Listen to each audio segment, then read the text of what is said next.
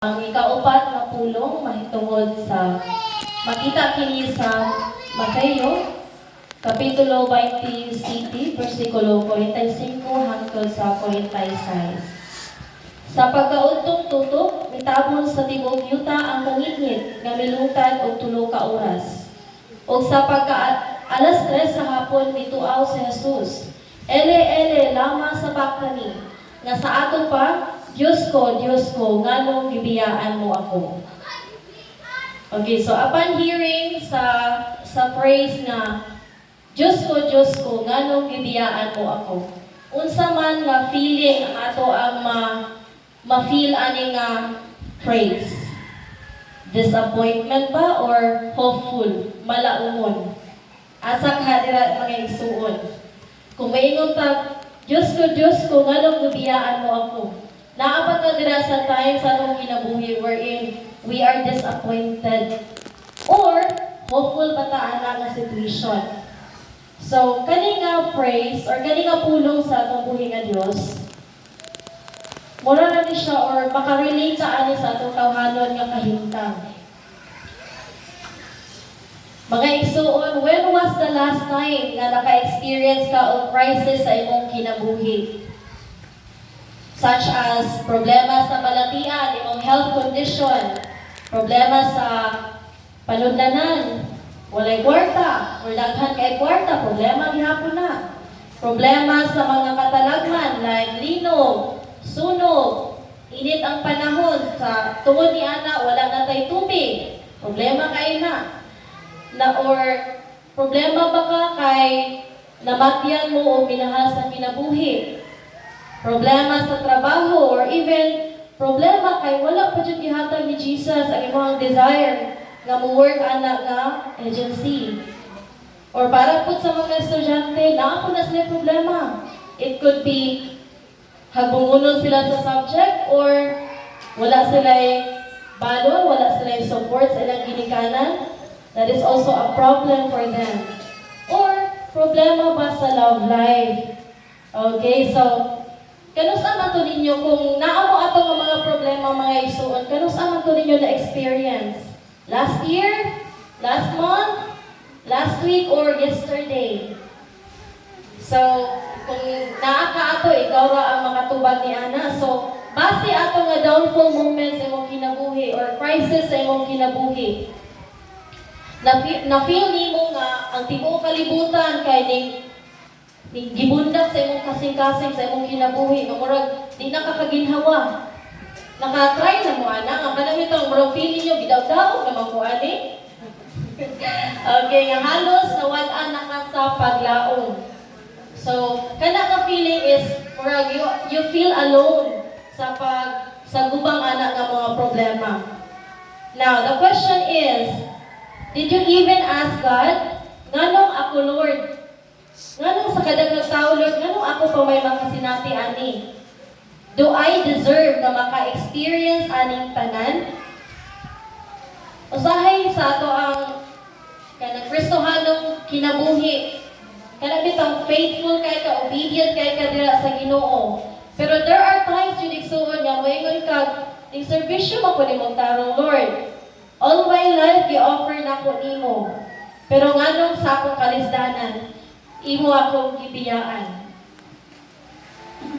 Dili pa sa tiwala ining tanang kapakyasan, pagkalaming isinggit sa labing makusog aron unta tayugon ang tanang suok sa kalangitan. Sa atong pagmahay sa pag-ingon, Diyos ko, nganong gibiyaan mo ako. Again, balik ta sa pulong sa Ginoo. Diyos ko, nganong gibiyaan mo ako. Akong pagkutana ganina kung disappointment ba to or hopeful. Okay. Ang answer dito mga igsuon, kining maong ikaupat nga pulong, dili pulong sa pagmahay. So, wala day gamahay ang Ginoo ato, nganong gilansang siya dito sa cross. Pero kung ato i-relate na sa atong tawhanon nga kinabuhi, masabi ko na kayo ngano, disappointment dayon. Right? Kanang kuan dayon, pagmahay dayon. Pero katong pulong, ikaupat nga pulong, dili ito siya pulong sa pagmahay mga igsuon. Dili gani kinipulong sa kawalay paglaom. Kay dili ba si Kristo man mismo ang nagtudlo kanato. Sa Lucas kapitulo 18 bersikulo 1, pag-ampo o ayaw pagpakawalag paglaom. Dira pa lang text, makaingon pa ta at the beginning wala gyud gamahay ang Ginoo. Nganong iya hatag gi-save. Nganong gi-sacrifice niya ang iyang kaugalingon for the sake nga ma-save ta sa atong pagkamakasasala. Ang mensahe ni ining ikaupat na pulong mao gayud ang paglaom. Nga sa English pa, hope. Karon ang ato ang tagaan og kahulugan ang upat ka letra. So, ang hope nga word naa siya upat ka letters. Nag-start sa H, O, P, E. So, sa atong tawhanon mga igsuon, aduna kita ipaglaom kung ato ning masunod ning upat ka mga butang. Ang first kay H stands for humility. Kung may tag humility, muna siya pagpaubos sa imuhang kaugalingon.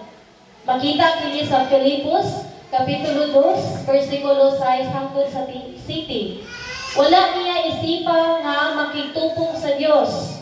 Hinunua, giserbisyo niya ang iyang kaugalingon samang usa ka ulipon ug nagpakasama kanato nga mga tawo. Mao gini ang diwa sa pagpaubos ni Kristo nga misyagit, Diyos ko, ngadto sa iyahang langitnong amahan.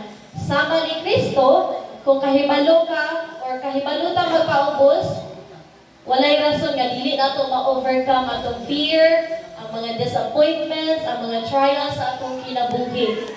So meaning kung mapaubsanan ka isuon, bulahan ikaw ni anang gabita. Meaning daghang mga panalangin kung kay baka mo paubos sa imuhang kaugalingon. So ang ikaduha is unsa nga letter? Letter O. That stands for obedience.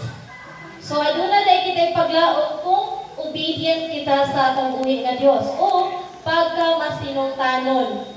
So mabasa nato kini sa 1 Samuel kapitulo 15 bersikulo 22. Obedience is better than sacrifice. Okay, so mas better pa daw, mas indot pa daw ang obedience kanang musunod ka sa Ginoo kaysa sacrifice. Ano man, mas kahimutan sa Ginoo ang pagtuman nato sa iyang kabubuton labaw pa kaysa atong mga pag-ampo ug halad sinuno. So meaning to say kana imuhang pag-pray sa Ginoo, useless na siya isuon kung di na nimo i-actualize, kung di na nimo tumanon.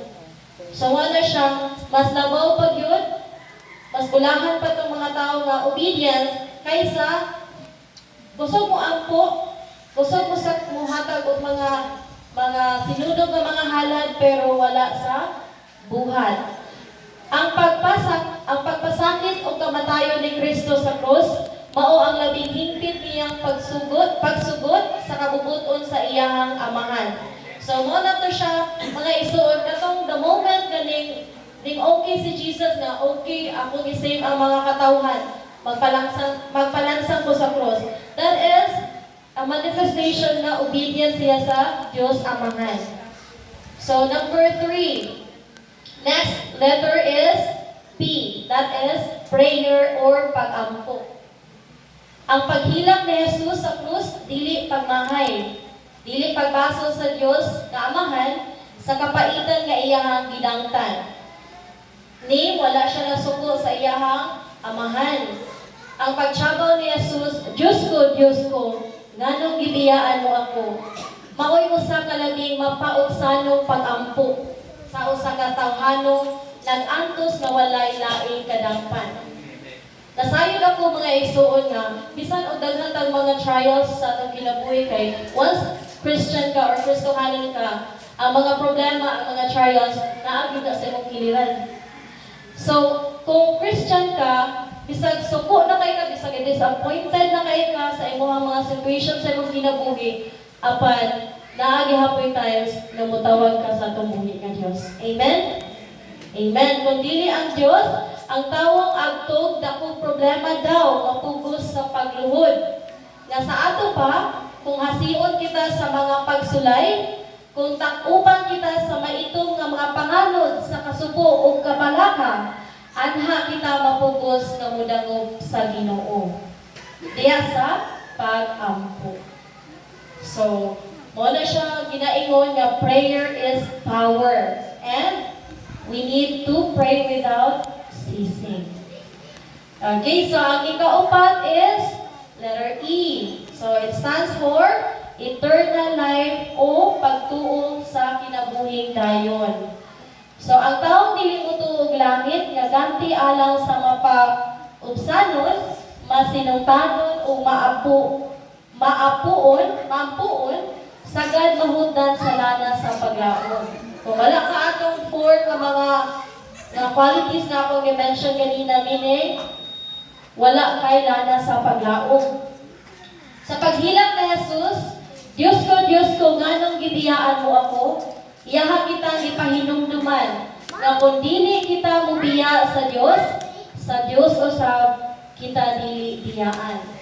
So meaning, kung dili ta magpakasala, dili ta maguhat o kana contradict sa iyang kabubuton, meaning, walay mubiya, dili siya mubiya kanato. Ang grasya mao ang makanunayong dalin sa presensya sa Dios nga mupuyo o makiguban kanato. So ang sala mao ang atong pagbiya sa Dios o sa iyang grasya. So mo na siya isuon sala ang makapabulag sa atong relasyon diha sa Dios o sa tawanong kinabuhi. So dili ang Dios ang maoy mubiya kanato. Kita maoy mubiya or mibiya sa Dios diha sa pagpakasala. So apan, dili pa ulahi ang tanan mga isuon. Kay human sa atong kasalanan, itapit kita sa pagbago sa atong kinabuhi. So, unang naapatay, samtang buhi pa kita nining kalibutan na naapatay chance, napatay dakong opportunity nga mo repent sa atong mga kasaypanan. So, maunto siya ang upat. So, first is humility o pagpaubos. Obedience o pagkamasinungtanon, prayer or pag-ampo, and eternal life o pagtuos sa kinabuhing dayon. So, Diyos ko, nganong gibiyaan mo ako. Kini mao ang pangindahay ni Kristo nga tuburan sa paglaom o hope. Kini usab ang hagit kanato ilabi na ning panahon sa Holy or sa Good Friday. Taliwala sa sala o kalisdanan, dili kita magpakawala sa paglaom. So dangog og sangpit igsuon sa Ginoo, dili siya mubiya kanato kay iya kitang gihigugma o gipangga hangtod sa kahangturan. Amen.